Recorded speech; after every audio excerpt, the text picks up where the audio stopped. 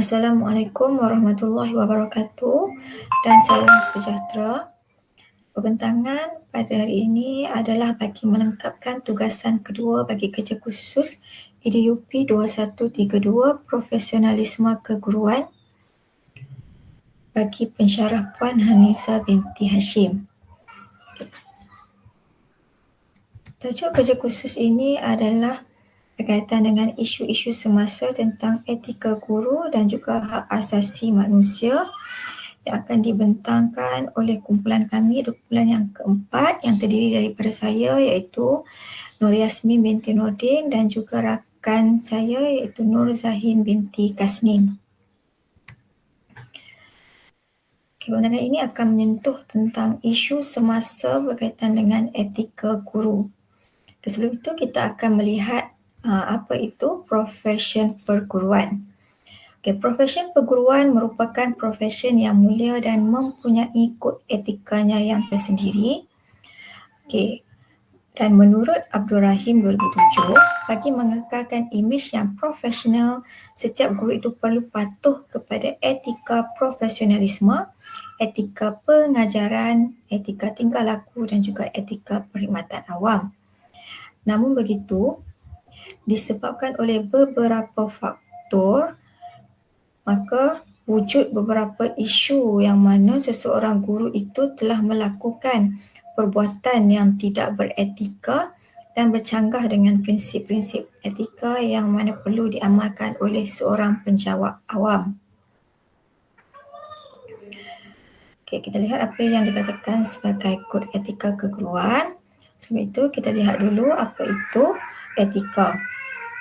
Etika adalah satu sistem dasar akhlak, adat dan tingkah laku ataupun kesusilaan menurut Dewan Bahasa dan Pustaka.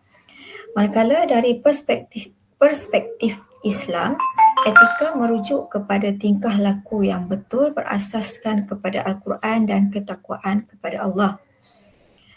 Kod etika perguruan, kod etika profesional merupakan satu alat kawalan sosial yang mana digunakan sebagai panduan untuk mendisiplinkan diri. Sama seperti kod etika profesional bagi bidang yang lain, kod etika perguruan juga dirangka sebagai panduan kepada para guru agar tidak melakukan perkara yang boleh mencemarkan imej profesyen keguruan. Kod etika ini juga bertujuan untuk mengingatkan para guru agar tidak melibatkan diri mereka dalam salah laku semasa memberi perkhidmatan pendidikan, bertujuan untuk menjaga imej, maruah, akhlak dan juga kepribadian seseorang guru itu. Umum ketahui peranan guru itu adalah menyebarkan ilmu kepada pelajar, menjadi model yang baik serta perlu mempunyai sifat dan kualiti pribadi profesional yang baik. Itu seorang guru perlu menjadikan kod etika keguruan ini sebagai panduan mereka. Seterusnya kita lihat isu etika guru. Isu etika guru ini adalah merujuk kepada apa sahaja persoalan yang berkaitan dengan tugas dan juga tanggungjawab guru dengan peraturan dan undang-undang yang perlu dipatuhi oleh guru. Isu-isu etika guru ini secara tidak langsung, sekiranya guru-guru terlibat dengan isu-isu yang berkaitan dengan etika guru ini, ianya boleh menjejaskan kelancaran pentadbiran sesebuah organisasi sekolah. Antara isu etika guru adalah yang pertama, kesantunan guru, kedua, kepedulian guru, ketiga, penampilan guru, keempat, berniaga di sekolah, kelima, pengurusan masa, keenam, kerjaya sambilan guru dan yang terakhir adalah pengurusan kewangan. Dan bagi pembentangan ini, kumpulan kami memfokuskan kepada isu etika guru yang pertama iaitu isu kesantunan tingkah laku guru. Guru adalah role model kepada setiap murid. Okey, yang mana setiap tingkah laku guru itu akan menjadi contoh dan juga teladan kepada murid. Okey, oleh itu seseorang guru itu perlu mempunyai nilai kesantunan tingkah laku yang tinggi dalam diri agar tidak berlakunya pelanggaran kod etika keguruan. Okay, dengan merujuk kepada prinsip kesetiaan dalam kod etika keguruan, seseorang guru itu tidak seharusnya mengamalkan tingkah laku yang tidak sopan terhadap murid sehingga boleh menyebabkan jatuhnya martabat profesion keguruan. Okey. Oleh itu, sekiranya berlaku kes gangguan seksual terhadap pelajar, guru pukul pelajar, guru mencederakan pelajar dan sebagainya, maka guru tersebut boleh dikategorikan sebagai guru yang tidak mempunyai kesantunan tingkah laku dan telah melanggar kod etika keguruan yang telah digariskan. Bagi isu kesantunan guru ini, kumpulan kami memfokuskan kepada isu gangguan seksual terhadap pelajar. Dan bagi mengupas isu gangguan seksual terhadap pelajar ini dengan lebih terperinci, saya serahkan pembentangan ini kepada rakan seperjuangan saya iaitu Cikgu Nur Zahin binti Kasnin. Bismillahirrahmanirrahim. Saya Nur Zahin binti Kasnin. Saya akan menyambung pembentangan berkaitan tentang isu kesantunan tingkah laku guru. Okey. Berikut merupakan isu yang dibawa oleh kumpulan kami iaitu isu jenaka rogol. Okey, isu jenaka rogol ini merujuk kepada tindakan guru pendidikan jasmani menjadikan isu rogol sebagai bahan jenaka ketika sesi pengajaran dan pembelajaran adalah tidak wajar kerana perbuatan rogol itu adalah jenayah. Jadi menurut Menteri Pembangunan Wanita, Keluarga dan juga Masyarakat iaitu Datuk Seri Rina Muhammad Harun menyatakan bahawa jenaka yang berunsur seksual seperti rogol dan mempersendakan fizikal harus dihentikan, apatah lagi merujuk contoh yang tidak sesuai dalam aspek memberikan kesedaran tentang gangguan seksual terhadap pelajar di sekolah maupun kepada masyarakat secara umumnya. Okey, jika kita lihat di sini, kami membawakan beberapa petikan akhbar mengenai isu jenaka rogol ini. Okey, yang pertama kalau kita lihat, isu jenaka rogol di sekolah tidak boleh dipandang enteng. Okey, berita tersebut disiarkan pada 29 April 2021. Seterusnya, berita yang kedua, rogol bukan bahan jenaka. Orang ramai berang isu rogol di sekolah diambil ringan. Okey, berita tersebut juga disiarkan pada April 2021. Seterusnya, KPM digesa siasat isu lawak rogol di sekolah. Yang mana berita tersebut juga turut disiarkan pada 25 April 2021. Kemudian berita seterusnya ialah remaja dakwa guru buat lawak rogol dalam kelas, Mazli gesa siasat.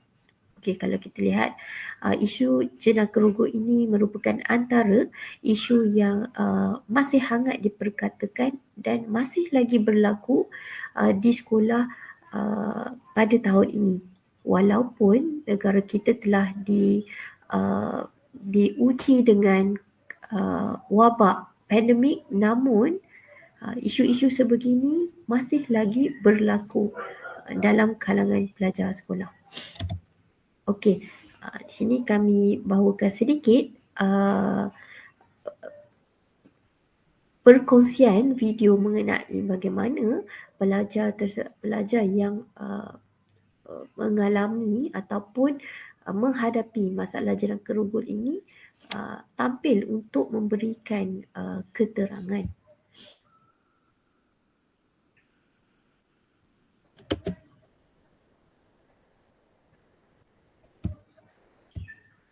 I just came home from school and today in class we were doing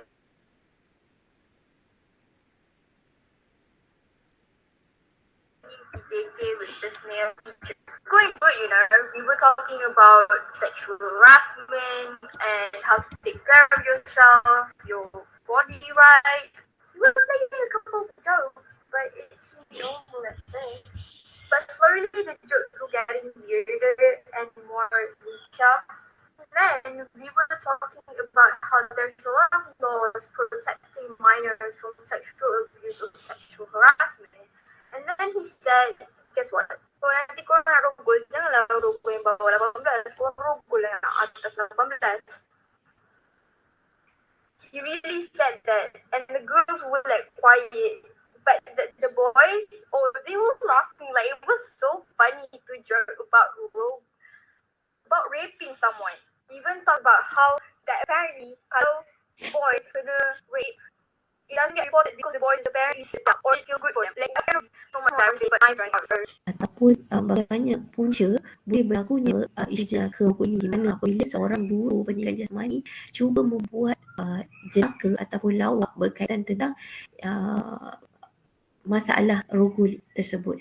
Kemudian guru tersebut juga turut menyarankan supaya perbuatan tersebut dilakukan kepada pelajar yang berumur 18 tahun dan ke atas.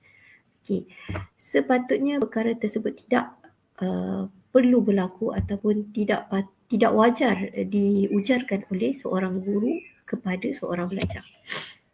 Okey, jadi perbuatan guru tersebut telah melanggar peraturan 4A1 dan 4A1B, iaitu peraturan pegawai awam, yang mana kelakuan dan tata tertib pada 1993 yang menyatakan seseorang pegawai awam tidak boleh melakukan gangguan seksual terhadap orang lain. Okey.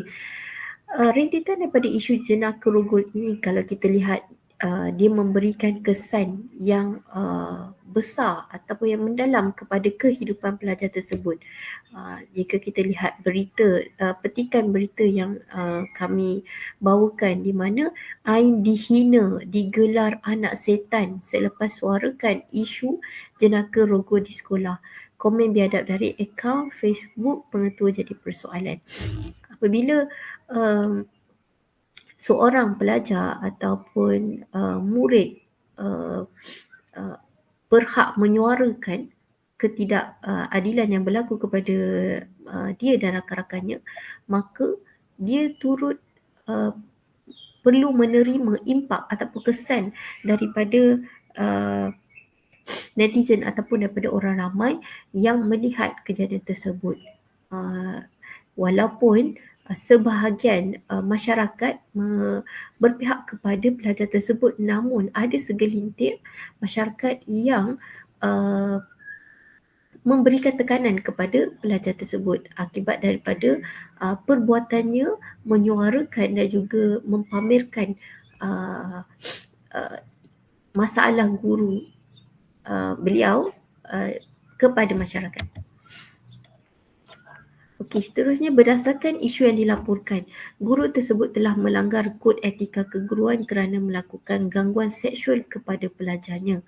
Merujuk kod etika perguruan di Malaysia, seorang guru perlulah menjalankan tanggungjawabnya kepada pelajar, ibu bapa pelajar, rakan sejawat, masyarakat dan negara. Okey, kalau kita lihat di sini, yang mana isu jenaka ini jelas sudah terang lagi bersulur menunjukkan guru tersebut telah melanggar kod etika disebabkan dia cuba melakukan gangguan seksual.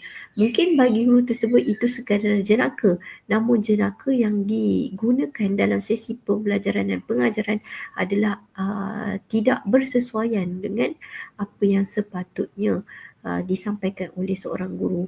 Apatah lagi bila mana guru tersebut cuba menjenakakan isu-isu yang amat berat seperti rogol, mempersenakan fizikal pelajar dan sebagainya.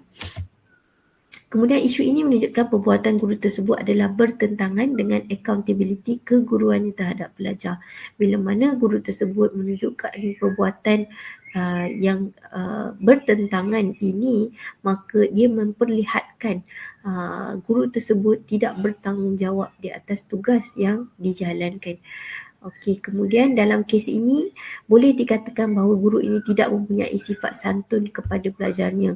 Okey, jika kita lihat penggunaan bahasanya yang mana mensarankan perkara-perkara yang tidak baik kepada pelajar, menunjukkan bahawa guru tersebut tidak menggunakan bahasa yang santun, menunjukkan sifat yang santun yang boleh dicontohi oleh para pelajar.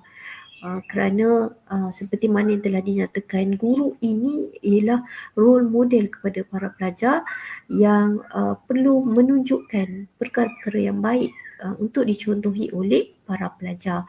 Jadi seorang guru itu perlu memberi kesedaran dan kepada pelajar tentang betapa bahaya jenayah rogol itu, bukan sebaliknya. Okey, inilah yang sepatutnya lah, yang mana bila mana guru perlu mengajar atau memberikan pendidikan kepada pelajar mengenai isu-isu jenayah seperti rogol, cabul, gangguan seksual dan sebagainya. Sebagai guru, kita haruslah memberi kesedaran supaya pelajar berwaspada dan berhati-hati supaya perkara tersebut tidak berlaku. Bukan sebaliknya, yang mana kita membuat jenaka terhadap isu tersebut. Itu adalah salah dari segi etika keguruan. Kemudian merujuk kepada peraturan-peraturan pegawai awam, iaitu kelakuan dan tata tertib 1993 pindaan 2002, iaitu menurut peraturan 4A ada dijelaskan bahawa seseorang pejabat awam ini tidak boleh melakukan gangguan seksual terhadap orang lain. Maksudnya orang lain ni bukan sekadar pelajar, malahan kepada rakan sejawat ataupun masyarakat sekeliling. Dalam konteks profesion keguruan, seseorang guru itu tidak boleh melakukan sebarang perlakuan yang diistilahkan sebagai gangguan seksual kepada pelajar, rakan sekerja atau sesiapa sahaja, sama ada di dalam bilik darjah ataupun di luar bilik darjah, serta di dalam waktu kerja maupun di luar waktu kerja. Ini kerana gangguan seksual ini kalau kita lihat, dia boleh dilakukan secara lisan dan juga bukan lisan.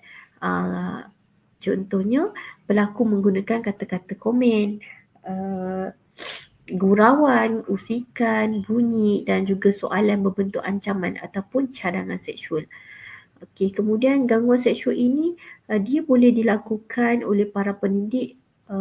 Yang dilakukan oleh para pendidik ini menunjukkan mereka ini tidak bertanggungjawab dalam melindungi pelajar di bawah jagaan mereka, dan hal ini secara tidak langsung memberi gambaran bahawa sekolah bukan lagi institusi yang selamat bagi pelajar. Sebagai kesimpulannya, kami membawakan beberapa cara untuk mengatasi masalah jenaka rogol ini. Antaranya, yang pertama, menyediakan pendidikan seks. Yang kedua, menyediakan kemudahan kaunseling. Yang ketiga, penguatkuasaan undang-undang dan juga penguatkuasaan undang-undang.